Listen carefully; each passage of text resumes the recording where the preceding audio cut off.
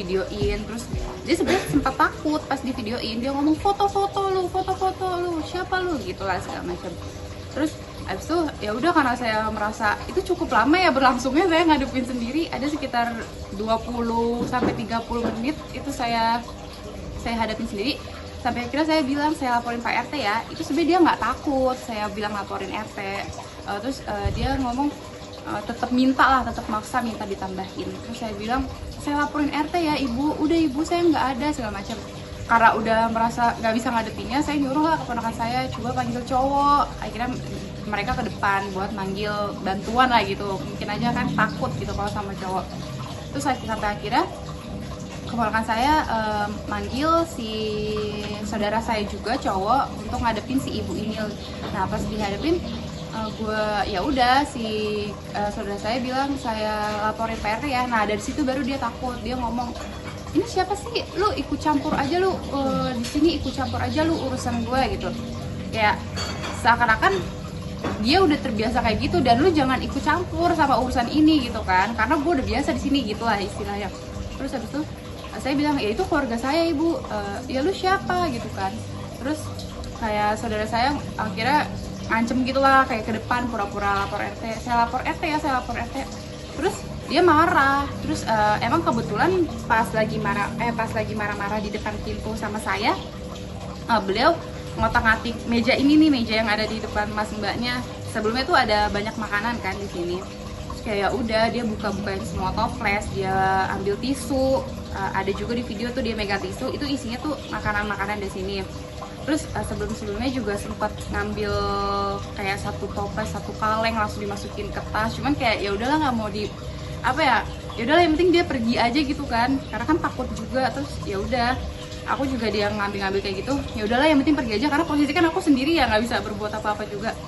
Terus akhirnya ya sudah, dia karena takut mungkin menghadapi cowok, itu saudara saya yang cowok, akhirnya saya laporin Pak RT ya, saya lapor polisi. Takut tuh dia, akhirnya dia pergi. Terus saudara saya juga sempat ditimpuk sama biskuit sih, beberapa biskuit gitu yang ada di tangan dia yang habis dia ambil di sini.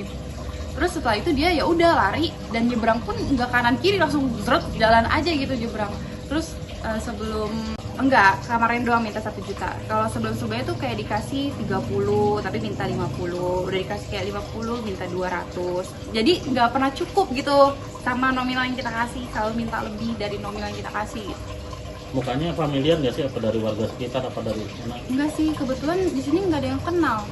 Dia sih selalu bilang ngakunya dari Pandeglang, Banten, jalan kaki ke sini.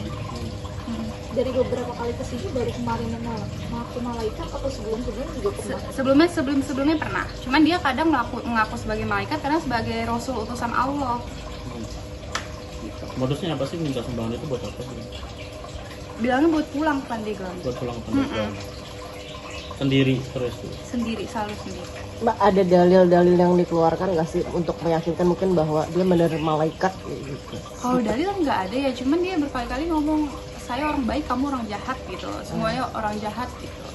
Sama paling ngancem saya balikin ini rumah saya segala macam, itu sih paling. Tapi selalu bilang dia adalah malaikat gitu. Iya. Gue ini malaikat gitu kan, gue balikin di rumah, gue rubuhin di rumah, gue terbalikin di rumah segala macam lah, mengancam. Cuman kan saya nganggapnya kayak iya ibu terbalikin aja, ya udah seperti itu sebenarnya. Dan ini sebenarnya lebih ditekankan kepada beliau berani seperti itu ketika lagi sepi, yang tadi saya bilang, ketika saya nggak punya kekuatan gitu. Saya juga kan bingung ya harus kayak gimana. Mungkin kalau misalnya ada laki-laki beberapa gitu mungkin dia nggak berani, tapi karena saya lagi ada di rumah sendiri jadi dia kayak gitu memberontak, terus maki-maki.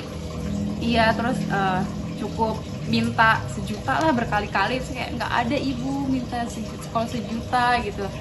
Terus ya udah mau maki-maki, ngata-ngatain saya, bilang saya jelek segala macam. Ya udah ibu, ya saya jelek saya gitu. Gitu sih, seperti itu kronologinya. Jadi beliau beraksi maksa ya karena posisinya emang di sini sepi banget, jujur, kayak semua pintu juga ketutup. Jadi kayak mungkin saya adalah sasaran empuk gitu.